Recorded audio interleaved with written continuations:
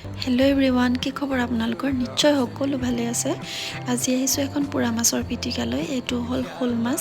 মাছটো মই ধুনীয়াকৈ কাটি বাছি সৰু সৰুকৈ আঁকি এনেকৈ গেছতে পুৰি লৈছোঁ। দুইটা ছাইড ধুনীয়াকৈ সিজাই লৈছোঁ যাতে ভিতৰৰ অংশখিনি ভালকৈ সিজে।